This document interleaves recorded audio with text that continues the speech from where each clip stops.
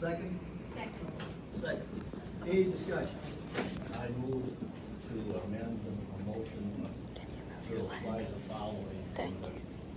Down near the end of the first page, the statement states, Dennis report that the library budget is underspent and excess funds will be applied to the next budget.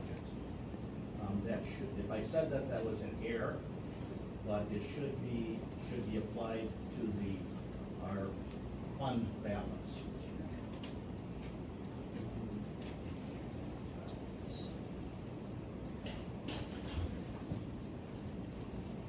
I don't know if there was a second. Okay, was there a second to that amendment? I'll second that. Carol, second. All right, any discussion on that?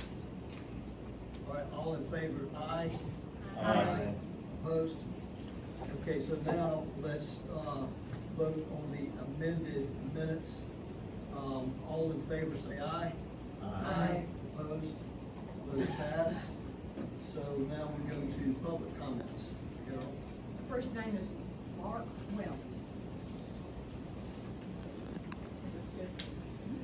Hi, I'm Mark Wells. I live on Henrystown Road in Clover. I'm here today as a lifelong reader, book lover, and library patron. While I'm very concerned about the decisions and process this board has been undertaking over the last several months and years, I don't want to spend my time only on complaints. Instead, I want to tell you about my vision for our library's future and our world. I want a world where kids, and especially teenagers, are excited to go to the library and read books. Books where they can find a reflection of themselves and also learn about and accept other people who aren't like them because they understand our shared humanity. I want a world where the diversity of our community is communicated and celebrated, not hidden on a top shelf out of fear. I want a world where a child's curiosity is the only limit to their ability to learn and engage with the world around them. I want a world where parents join their children in reading and talking about tough topics instead of threatening the rights of other parents to allow their own children to read whatever they want. I want a world full of librarians, full stop, and librarians dedicated to the enrichment and intellectual development of children and all patrons, not enforcing complicated library card and checkout policies and telling children and teens which books they can't read. I want a world where our library board consists of members who love books, understand and appreciate libraries, and use our tax money wisely, not one stacked with political appointees determined to enact policies from another county that's already involved in a costly legal battle over the same changes. I want a world where we make decisions about how to grow our library system based on a formal needs assessment, not unprofessional surveys in a clandestine process. I urge the board to abandon the pursuit of discriminatory anti-LGBTQ plus policies that could end in a lawsuit and to fund our third-party needs assessment to inform and ensure the long-awaited expansion of our library system. Thank you.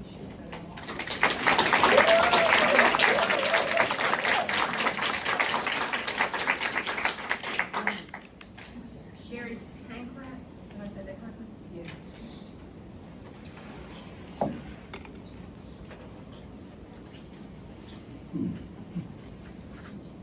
I'm Sherry Pankratz. I live at 240 Driftwood Lane in Rock Hill. I'm speaking this afternoon out of concern that the Board Policy Committee is considering moving YA books with gender questioning subject matter to the adult section. I want to provide a warning that I will be referencing suicide in this speech. As the parent of an adult transgender child and a high school teacher for 31 years, I have deep personal interest in this topic. You have this big sign on your building. I love this sign. It means, are you a youth in crisis? Head up to the YA section where you're going to find a basket full of tampons and deodorant so you can regain your dignity while we figure out if you need food and shelter.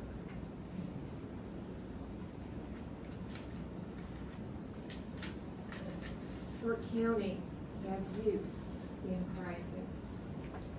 Extrapolating data from the most recent U.S. Census and the CDC, we can estimate that York County has between 900 and 1,000 high schoolers who identify as trans or questioning. We know that 10% of them will be living in unstable housing. We have youth in crisis. We also know from the National Institute of Health that 250 to 400 of them will attempt suicide. The higher numbers tend to be reflected by youth living in rural communities. We have youth in crisis. The NIH also found that simple acceptance, could there be anything easier? Simple acceptance will dramatically reduce that number.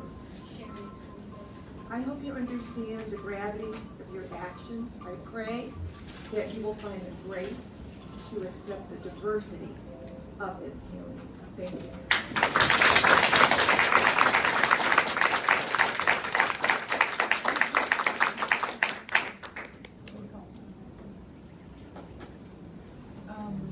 Morning.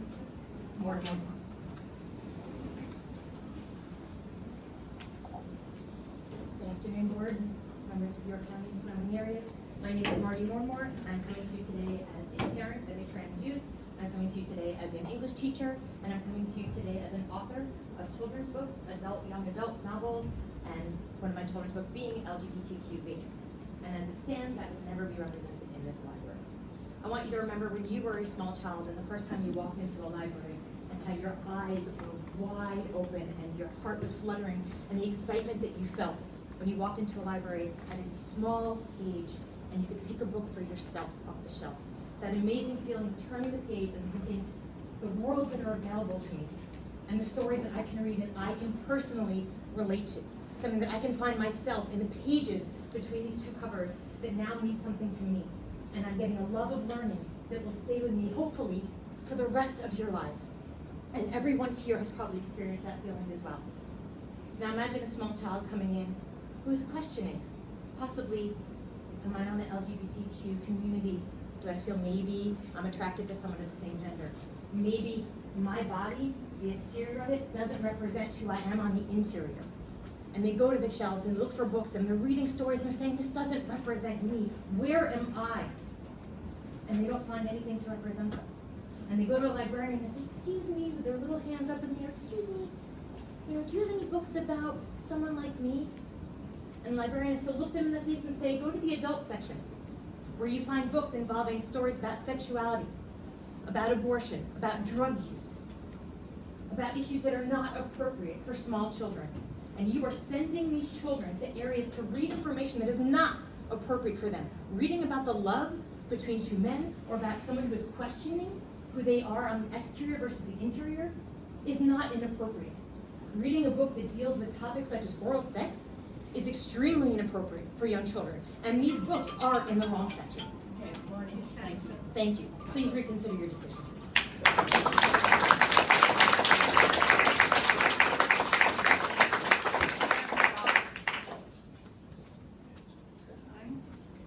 everybody. My name is Karen Stock, and I'm here as a resident of York County and an educator.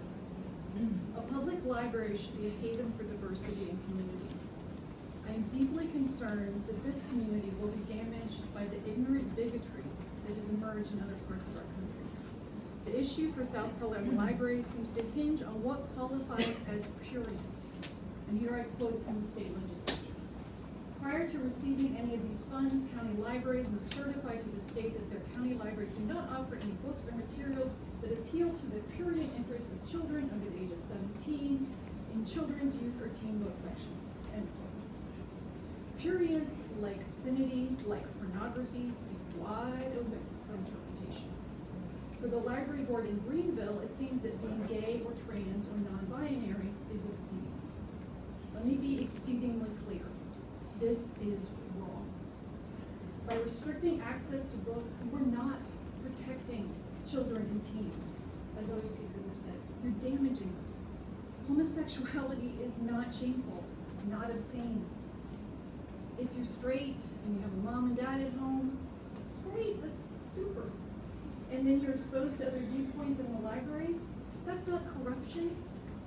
That may in fact create empathy and compassion. And I think we can all agree we need more empathy and compassion right now. Lastly, librarians should be trusted. They are professionals who are trained to select appropriate materials for their patrons. They're not in it to push an agenda, certainly not for the big paycheck. We need all libraries to be spaces free of hateful bigotry. Difference is not a threat, it is a strength.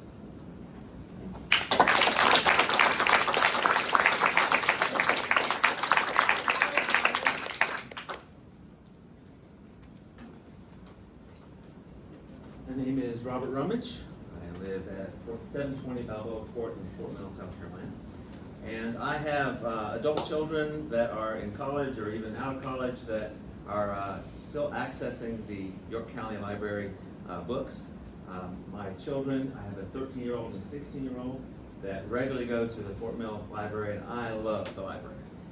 I am a parent, though, that is in disagreement with much of what I've heard today, in that the place of a library is to be a place where we highlight certain books to children and to young adults. I have noticed as a parent, when I go in, an uptick of the kind of books that are kind of prominently displayed that are proactively trying to convince my children that gay is good. I love gay people. I have gay friends. I also am a parent, and I do not hear from these particular individuals my perspective, which is I am certainly thankful for the decisions that are being proposed, for the proposals that are coming from this board, not to ban books, but to say sexually explicit material that should not be targeting, should not be in the place of the children's section and the young adult section, that sexually explicit material should indeed be in the adult section. So I am in support of the decision as I'm hearing you discuss it, and as the decision is. And I'm one of the lone voices as a common sense parent saying thank you, not for banning, but thank you for common sense policy. We can agree to disagree, but I think you've struck an excellent tone in saying we're not going to ban, but we're going to move to an appropriate location. Thank you for hearing.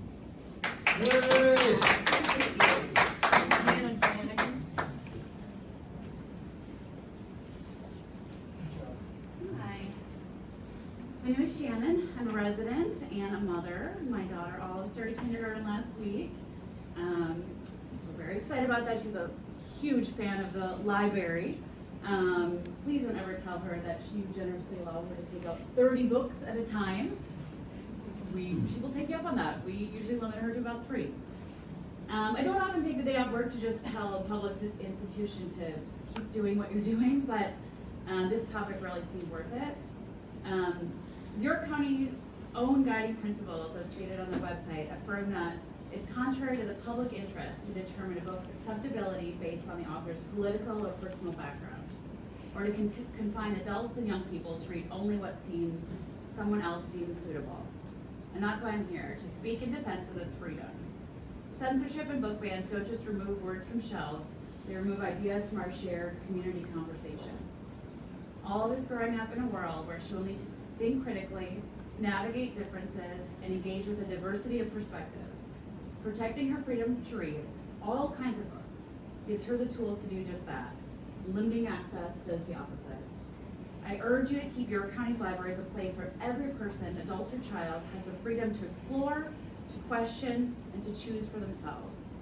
Our shelves should reflect the fullness of the human experience, not just the narrow slice any one group approves of. So, thank you for your time and for protecting the freedom to read for Olive and for me and for the whole community.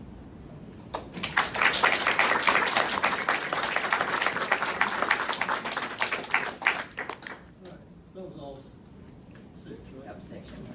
All right, moving on to reports. Is that right? Yes, thank you.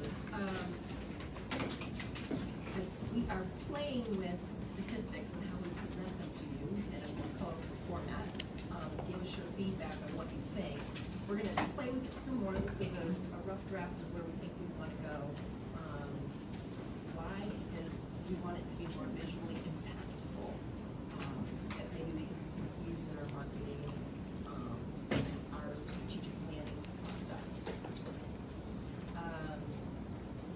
summer reading is over, and we had a very good year. I'm just gonna tell you that our completed challenges, at least once were 4,856.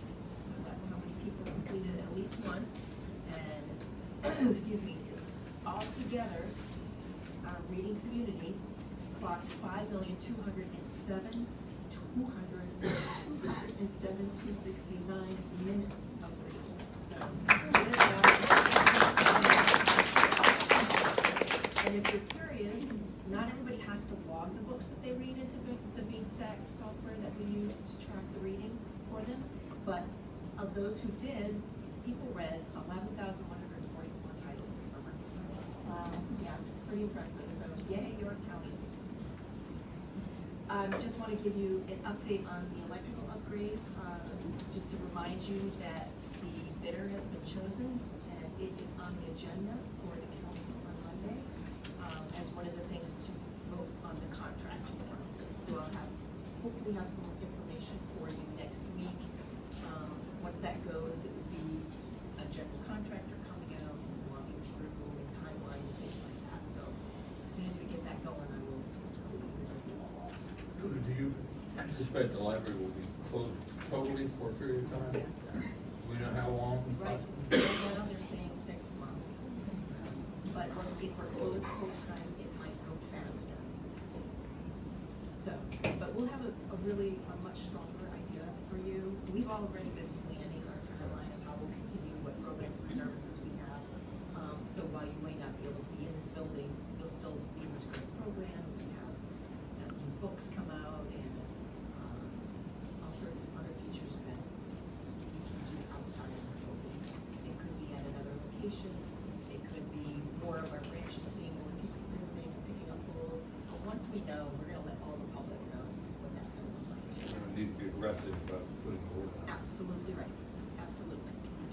And then I just want you to remind you that our next big event after summer reading is Patchwork. And so if you don't have it already, that is gonna be Saturday, September the 20th, at the White Home in Rock Hill, from 10:30 to 4:30. And there we will have day-long performances of 7 different performers. And then we'll have lots to do for the kids. There'll be face painting and a craft table, and our friends will be there, and it's just gonna be fun. Yeah. So please come. It's easy access to work. Is it possible to turn up the volume? What volume? It's hard to hear you.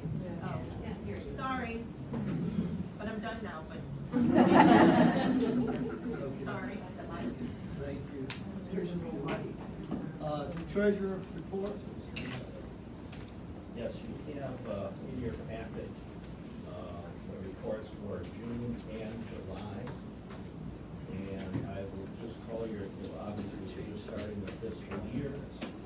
Just call your attention to what, if you look at the variance column, the higher positive numbers, at least for some explanation.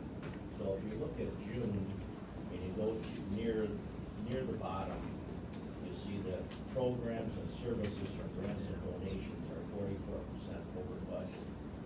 And the reason for that is twofold. Number one, the expenses for the summer programs didn't necessarily get into our fiscal year last year, so now they're in here this year.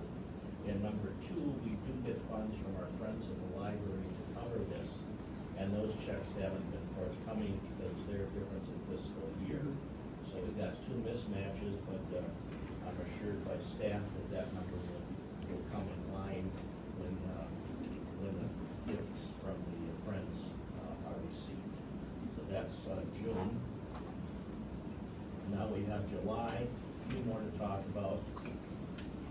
And as with a lot of times, you're gonna hear me say everything is timing, because our budget doesn't necessarily month to month per se line up, but obviously we're always looking at end of year and we're way early, so we have plenty of time to maneuver. But that being said, if you look at employee benefits, which is the second down, it's 46%. And again, that is a timing issue of sending money to our insurance that pays in advance. And so that payment had to be made.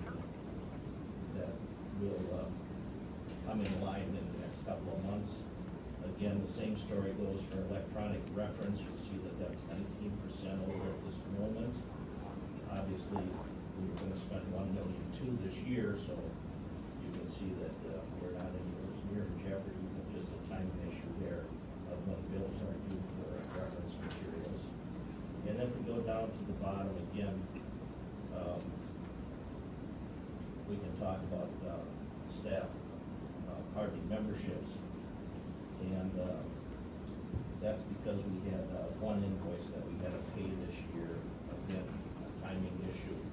And it will be well within budget. In fact, if you just make a note there, you'll see that where I said 44% in June for programs and services, already came down in July, so that has been received. So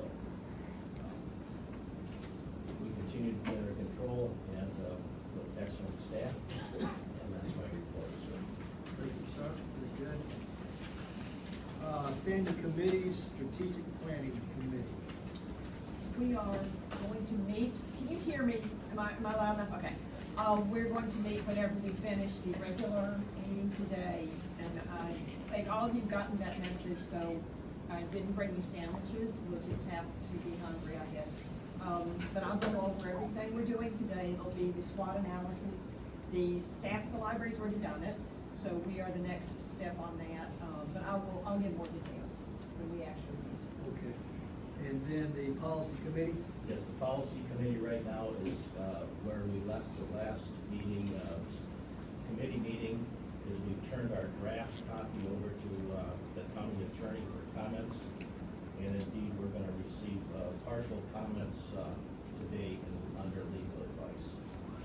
So we're proceeding, we've been forewarned about lawsuits, and we're proceeding very cautiously with the correct policy. Thank you all.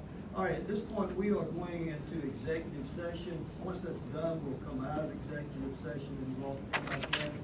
But for now, Go ahead, vote on that. go into executive, oh, okay, all right. You have to state the reason. Make a motion.